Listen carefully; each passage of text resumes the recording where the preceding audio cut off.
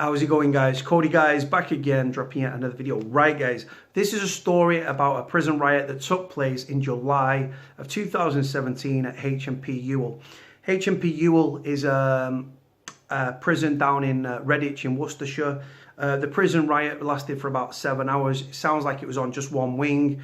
It's gone through the courts and the prisoners are going to be sentenced at a later date. So I'm going to give you the story. This is in the Birmingham Live, link in the description. Let me know what you think about the story and what sentences you expect the prisoners to get. It's not about what I think, it's about what you think.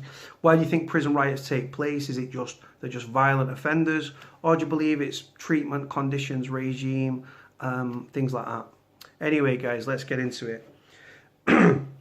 HMP Hewell, wing taken over by inmates in shocking 7-hour prison riot. Tornado squad, trained to deal with riots, had to be called in to bring HMP Hewell under control. 13 men were convicted over a 7-hour prison mutiny that inflicted more than £50,000 worth of damage at a prison.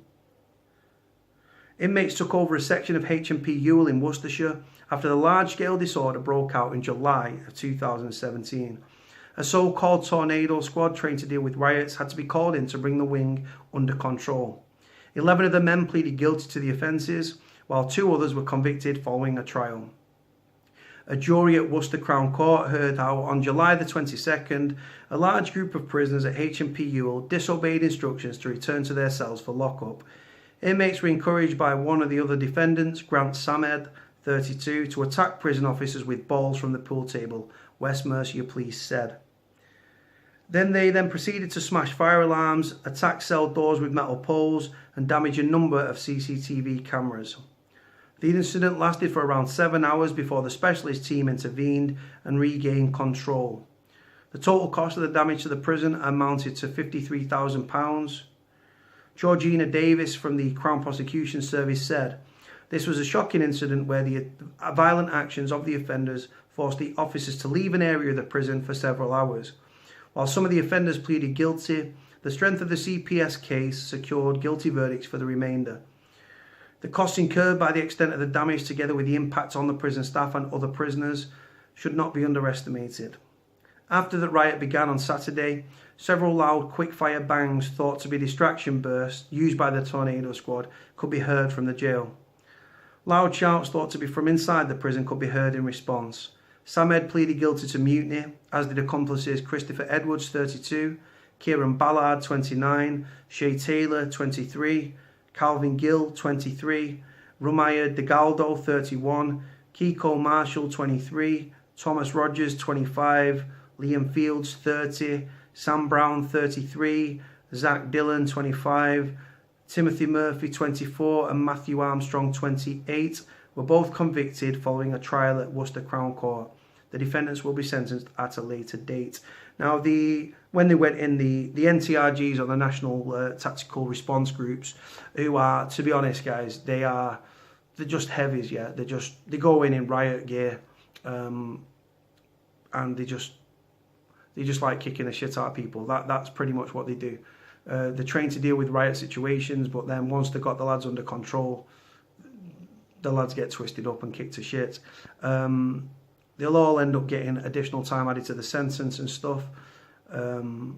You've got to look at the reason, right? People see, like I say, people that don't know prison see prison like riots like this and they think, oh, they're just violent and they just smash the wing up for no reason. It's just wanton carnage. And no, I'm not having that. No, right. Prisoners often take courses of action, right, to highlight a problem, or if they can't highlight it and they can't get on the roof and shout it. Example, there's a prisoner by the name of Stuart Horner. Stuart Horner is a convicted murderer who we've got a mutual friend, and I wrote to Stuart Wednesday was inside. He ended up on the roof of Strangeways, right? He was in the segregation unit. They let him out onto the yard for an hour. He climbed up the netting, got on the building, got on the roof, and was just, he took that course of action because he was sick of the treatment, conditions and the regime and how they was treated. And he shouted it from the rooftops quite literally, right? And he took the course of action he took to highlight what was going on within the prison. Look at the 1990 riot back in Strangeways in Manchester. You had 3 prisoners to a cell, pissing and shitting, or urinating and defecating, if you want me to word it the other way, into a bucket, and then he was having to slop out, literally, right? And the conditions and the treatment was just, you treat people like animals, they will act like animals. They acted like animals. It was the longest prison riot in the British penal system's history. On top of it, the prisoners ended up serving 10 years on top of their sentences. On the back of the Lord Wolfe report, it changed the prison system for the better to an extent by bringing in cell sanitation. And then, like I said, just in-cell sanitation, really, on the back of it and stuff. And then, obviously, TVs were introduced in, I think it was 98, 99, 99, 2000. TVs were brought in, or as I call them, distraction devices. But you've got to look at the reasons why prisoners take the course of action to riot. Prisoners, look at Birmingham, right? Birmingham was...